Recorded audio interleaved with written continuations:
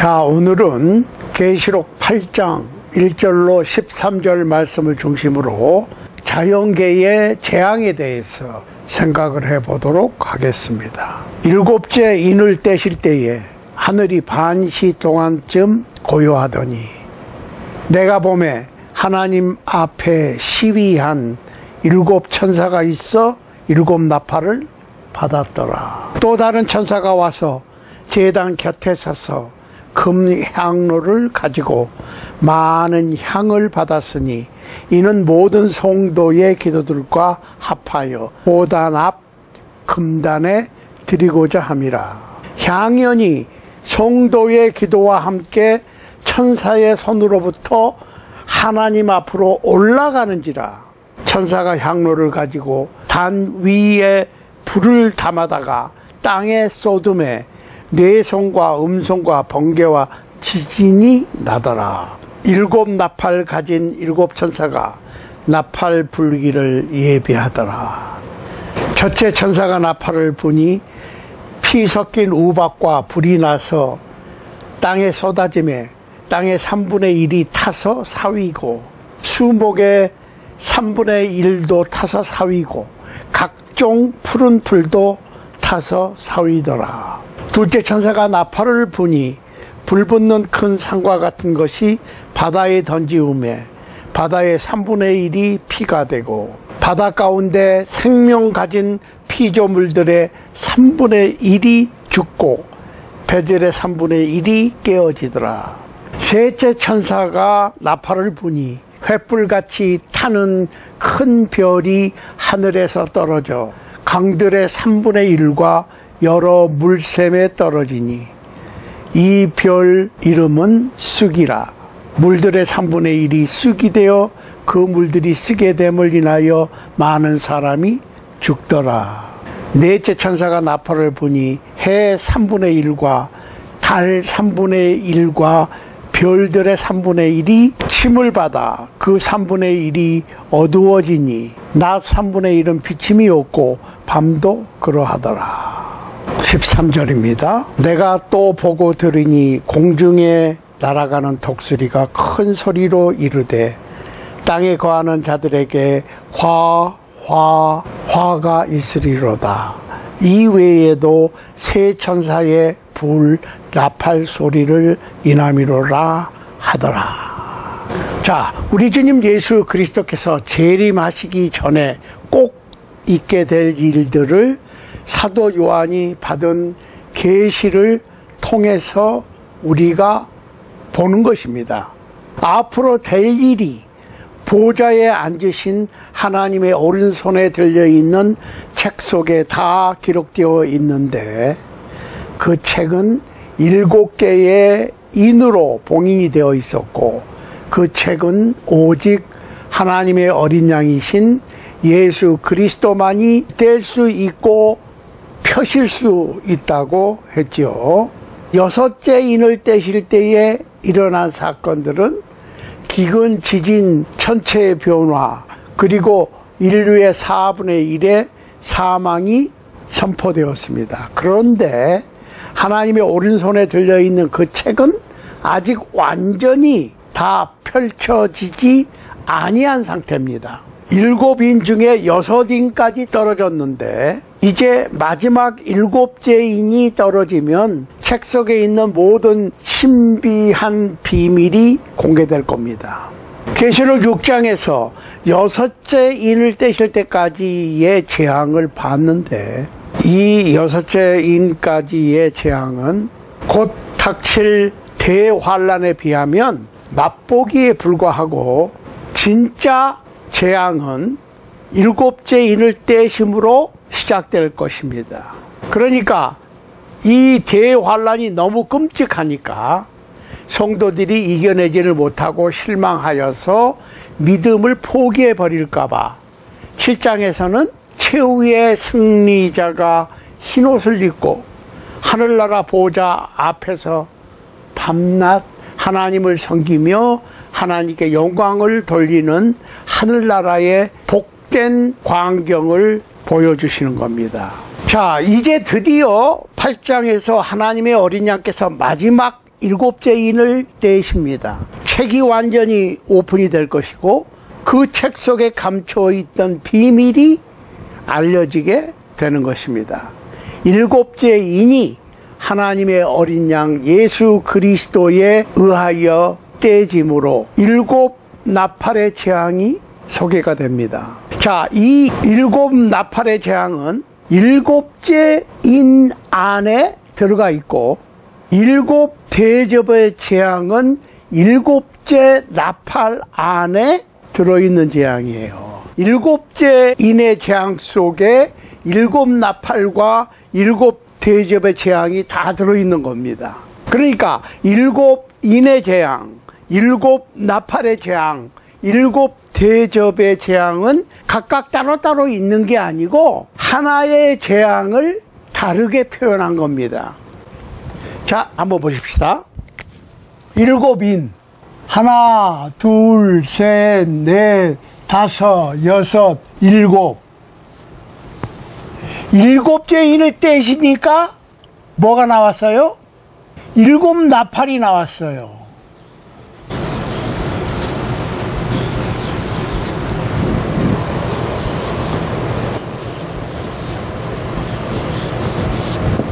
자, 일곱째 인을 떼시니까 일곱 나팔을 가진 천사들이 등장을 합니다. 나팔을 불 준비를 하고 있는 거예요. 하나님 앞에서. 그런데 일곱째 나팔을 불 때 일곱 대접,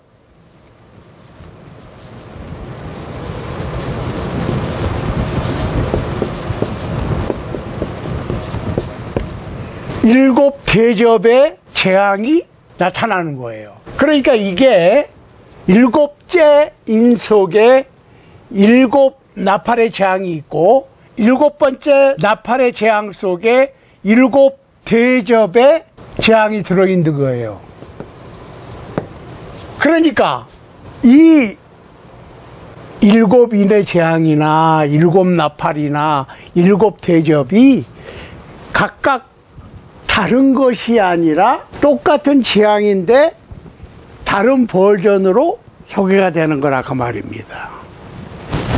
차차 공부를 하겠지만 회의를 하고 우리 성도들에게 위로가 되고 소망을 주는 것은 계시록 9장 4절입니다. 계시록 9장 4절 보세요. 저희에게 이르시되 땅의 풀이나 푸른 것이나 각종 수목은 해하지 말고 오직 이마에 하나님의 인 맞지 아니한 사람들만 해하라 하시더라. 잘 보세요. 그러니까 이게 대재앙은 성도들은 해당 사항이 없어요. 해당이 안 되는 거예요. 성도들이 뭐예요? 인 맞은, 무슨 인? 성령의 인 맞은 성도들은 환난하고 대환난하고 상관이 없어. 그러니까 대환난은 불신자들, 곧 하나님의 인을 맞지 아니하는 자들에게 내려지는 재앙이라는 겁니다. 그렇다고 해서 이 재앙이 내리기 직전에 성도들이 다 휴거해서 없는 상태냐? 그거는 언급되어 있지 않아요. 그러니까 휴거의 문제는 제가 또 말씀드리지만 환난을 안 당했으면 하는 바람에서 나온 교리지 성경에는 없어요. 사실은 예수님께서 재림하실 때 그 시간을 중심으로 죽어있던 성도들은 죽지 아니할 몸으로 부활하고 살아있던 성도들은 죽지 아니할 몸으로 변화돼서 모두 다 공중으로 끌어올림을 당해서 공중에서 주님을 영접하고 그 주님을 따라서 천사들과 함께 모든 성도들을 천상천국으로 데려가실 거라고 하는 것을 휴거라고 얘기하는데 그 휴거가 아니에요. 그거 아셔야 돼. 그러니까 그 성경 구절은 휴거가 아니라 예수님께서 재림하실 때에 성도들이 어떻게 될 것인가를 설명해 주는 성경 구절이지. 그러니까 이 재앙의 시기에 성도들도 이 땅에 있고 이 재앙으로 자연 환경이 매우 험악해집니다. 그렇지만 성도들은 두려워해야 할 필요가 없고 이유도 없다는 거예요. 그러니까 하나님께서 내리실 재앙은 불신자들을 위한 것이니까 성도된 그리스도인은 마귀의 꾀임에 넘어가서 믿음을 잃어버리지 않도록 우리의 혼신을 다해서 하나님의 말씀에만 치중해서 하나님의 백성다웠게 어떠한 어려운 일이 닥쳐도 두려워하지 말고 용감히 하루하루를 살아갈 필요가 있는 겁니다. 자, 여기서 성도들이라고 그러니까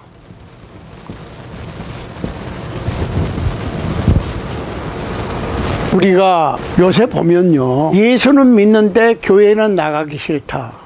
젊은 사람들이 교회를 떠난다. 왜 교회를 떠나느냐 그러는데, 젊은 사람들이고 늙은 사람들이고 크리스찬들이 교회인데 뭘 떠나고 말고 해요.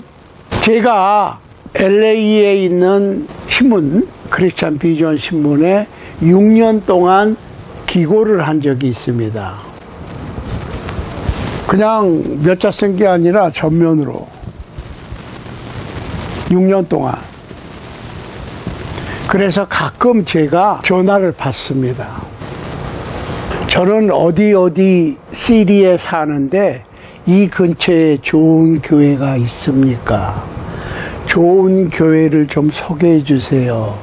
이런 전화를 가끔 받아요. 그러면 제 대답이 뭔지 아세요?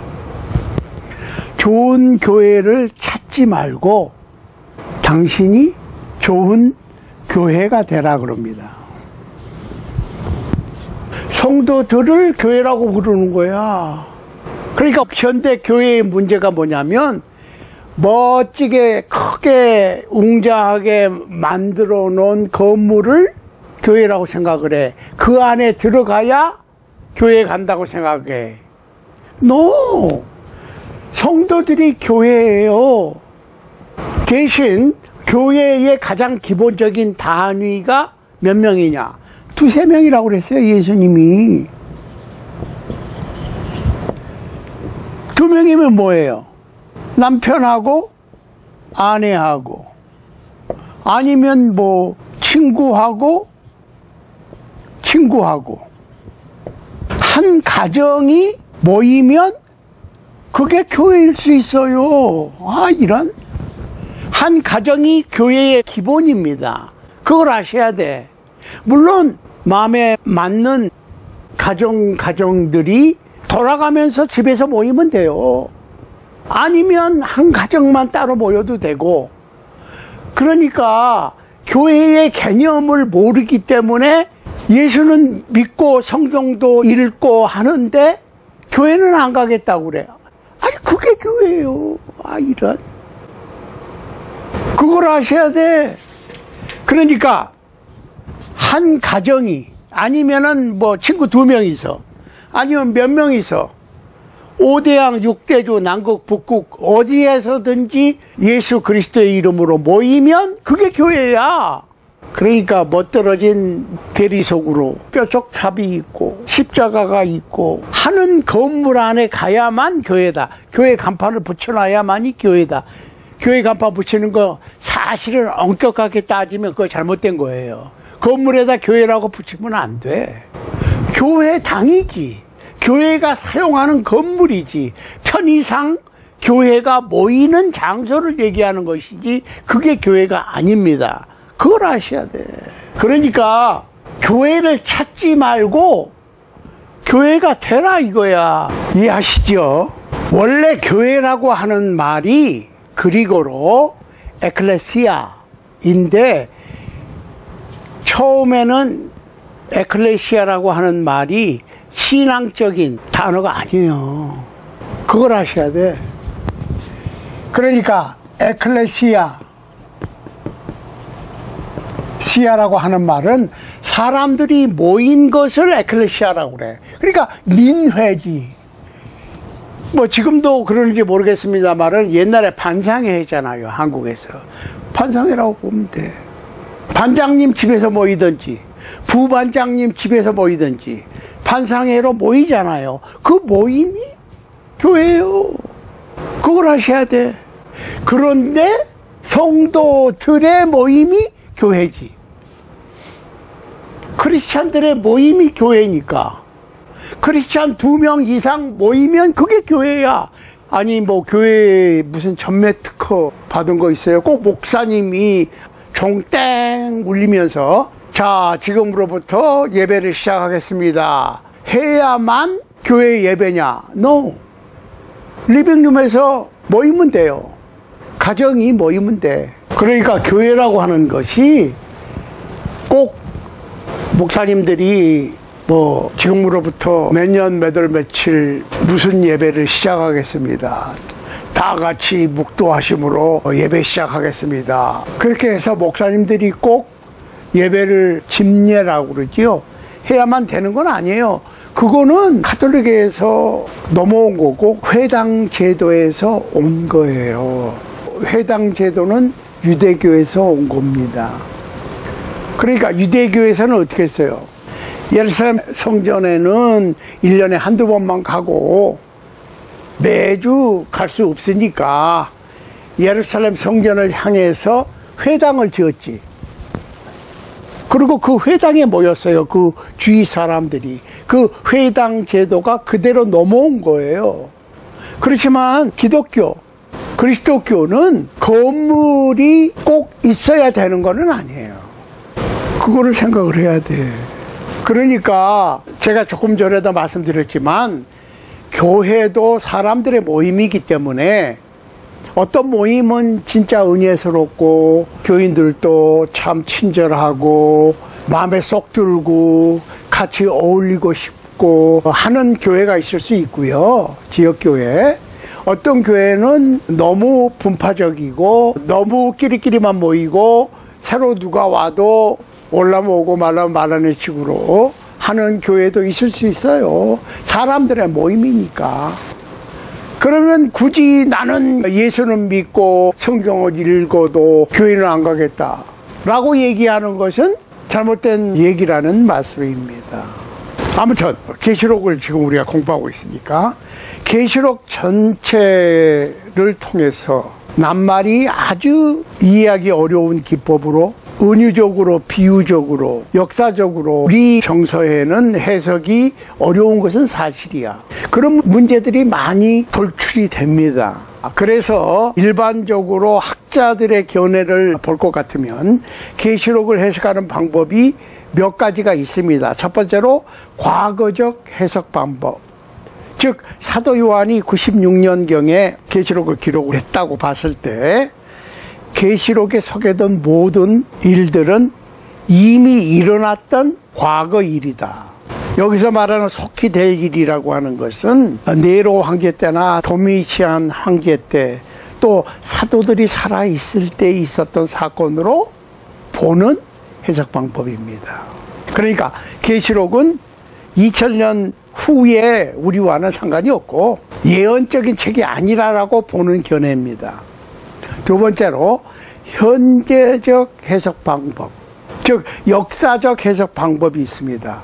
현재 일어나고 있는 우크라이나 러시아 사태나 중동 사태와 같은 어떤 시대마다 일어나는 사건과 계시록의 어느 부분을 접목시켜서 해석하는 방법으로 역사적인 해석 방법이 있고, 세 번째로는 미래적인 해석 방법, 예언적인 해석 방법, 곧 예수님 오시기 직전까지의 상황을 기록한 책이다.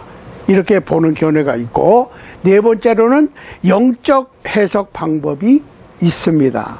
그러니까 예언적인, 과거적인, 역사적인 이런 거 다 떠나서 무조건 영적으로 해석을 해버려. 그러니까 예를 들어서 오늘 읽은 본문에 나오는 별들이 떨어진다. 그 얘기는 뭐 교회 지도자들의 타락, 해가 어두워진다. 그 얘기는 진리가 빛을 잃는다 라고 해석하기도 합니다. 그러니까 이 네 가지 방법이 모두 일리가 있고 장점도 있고 약점도 있어요.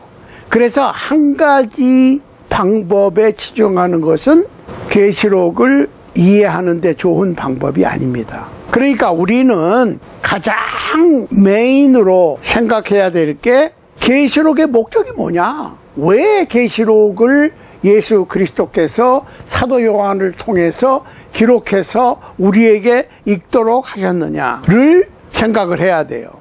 그러니까 뭐 과거적 해석 방법이 맞다, 역사적 해석 방법이 맞다, 미래적 해석 방법이 맞다, 영적 해석 방법이 맞다. 그렇다면 어떤 거를 어떻게 보느냐? 자, 잘 보세요. 계시록이 왜 기록됐느냐를 먼저 생각을 하고 그 다음에 부분별로 계시록의 목적에 맞춰서 해석을 해야 되는 거예요. 자, 계시록이 주님 오시기 전에 일어날 미래의 예언서라고 하는 것을 인정을 해야 됩니다. 두 번째로는 너무 문자적으로 기록되어 있는 문자 그대로 받아들이거나 너무 영적으로만 해석하거나 편파적으로 해석을 하게 되면 아니 66권 중에서 65권과 조화가 되지 않는 것 같은 내용도 있는데 만약에 영적으로만 해석을 해서 조화가 안 되면 그것을 피해야 돼. 그러니까 어떤 부분은 미래적인 해석을 해야 되고 어떤 부분은 문자적으로 받아들여야 되는 것도 있고 어떤 부분은 영적으로 해석을 해야 되는 것도 있는 것이지 한 가지 방법으로 계시록 전체를 일방적으로 해석을 할 것 같으면 문제가 생긴다 그 말이에요. 그러니까 14만 4천 명은 제가 몇 번 말씀드렸지만은 14만 4천이 각 지파에서 12,000명씩 12지파에서 14만 4천이거든요. 생각을 한번 해보시라고. 자, 이 12이라고 하는 숫자에 대해 생각을 해야 돼. 12지파인데 각 지파별로 12,000명이니까. 자, 1은 하나님 숫자라고 그랬어요. 2는 증인 숫자예요. 3은 하늘의 완전수. 4는 동서남북 땅의 완전수. 그래서 하늘의 완전수, 성부, 성자, 성령, 동서남북 땅의 완전수를 더하면 럭키 세븐이 돼요. 그런데 이거를 곱하면 12가 나오거든. 12는 하늘나라의 숫자라고. 그런데 1000은 많은 수를 1000이라고 그랬어요. 그러니까 계시록에 1000 나오죠. 1000 나와. 그 얘기는 동그라미가 6개예요. 만이야. 그러면 동그라미가 8개라고. 1000은 많은 수. 1000은 더 많은 수. 이게 100만이잖아요. 100만. 만은 억이거든. 아주 많은 수를 만이라고 표현했다 그런 얘기지. 그러니까 하늘나라의 수 12에다가 많은 수니까 곱하기 12이니까 12지파. 그래서 14만 4천이 나오는데 아니면 구약의 12지파 곱하기 신약의 12사도 144 곱하기 1000. 그래 14만 4천이야. 이거를 꼭 14만 4천 명으로 보면 하나님이 세상을 이처럼 사랑하사 독생자를 주셨으니 이는 저를 믿는 자마다 멸망치 않고 영생을 얻게 하려 하심이니라 라고 하는 말씀하고 안 맞잖아요. 그러니까 이거는 문자 그대로 해석하면 안 되지. 제가 몇 번 말씀드렸죠. 아시아의 7교회에 보낸 편지, 7교회에 보낸 편지 끝부분을 보시라고. 뭐라고 언급을 했습니까? 끝에 가서 성령이 교회들에게 하시는 말씀을 들어라. 그 얘기는 무슨 얘기야? 7이라고 하는 숫자는 완전수니까 모든 교회에게 보내는 글이지 꼭 7교회에만 보내는 글이 아니죠. 그러니까 이거는 상징적으로 해석을 해야 되는 거예요. 그러니까 계시록의 목적을 분명히 해야 돼. 그리스도와 그리스도인들의 최후의 승리. 그 다음에 사단과 그 추종자들의 영원한 패배를 확실하게 알려주기 위해서 쓰여진 책입니다. 그러니까 계시록이 기록된 목적은 그리스도께서 틀림없이 재림하신다. 오셔서 그리스도인들을 구출하신다. 사단과 그 추종자들은 틀림없이 패배한다. 그 사실을 보여주기 위한 목적으로 기록된 책이에요. 그러니까 내용별로 역사적으로 해석해야 될 것은 역사적으로 해석하고, 상징적으로 상징을 풀어서 해석해야 될 것은 풀어서 해석하고, 문자적으로 해석해야 될 것은 문자적으로 해석하고, 미래적으로 해석해야 될 것은 미래적으로 해석해야 되지요. 그러니까 창세기부터 유다서까지 기록되어 있는 성경 전체의 줄거리에 맞춰서 해석을 해야 된다는 얘기죠. 자, 그러니까 우리가 분명히 알아야 될 것은 요한계시록을 해석함에 있어서 과거적인 해석, 역사적인 해석, 예언적인 해석, 영적인 해석을 섞어서 그때마다 성경 전체의 흐름에 맞추어 가면서 해석을 해야 된다는 말씀을 드리는 거예요. 그 다음에 자꾸 교회를 내 경험에 의해서 내가 참석했던, 내가 가봤던 어떤 지역 교회에 비교해서 좋은 교회를 찾아다니지 말고 여러분들이 좋은 교회가 되면 되는 겁니다. 그걸 아셔야 돼. 그러니까 오늘 계시록 8장 1절로 13절까지의 내용은 아직 못 들어갔는데 시간이 되었기 때문에 일단 여기까지 하고 계시록 8장 1절로 13절까지의 내용은 다음 시간에 계속해서 하도록 하는 것이 좋겠습니다. 그러니까 오늘은 계시록을 해석하는 방법, 그리고 교회가 무엇이냐에 대해서 확실히 하고 이 세상을 살아가야 된다고 하는 거, 이 두 가지를 꼭 기억하시고, 좋은 그리스도인, 즉 여러분 스스로 좋은 교회가 되시기를 바라고, 가정이 아니면 뭐 친구 몇 사람이 모이면 그것이 교회지. 꼭 뾰족탑이 있고 십자가가 있고 긴 벤치가 있고 강대상이 있고 담임 목사님이 있고 해야만 교회가 아니라는 거지요. 교회를 특허낸 사람은 한 사람도 없습니다. 누구든지 예수 그리스도의 이름으로 2명 이상 모이면 교회야.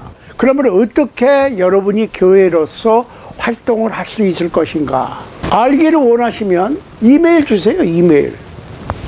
자, Fisher for fish 153 at gmail.com.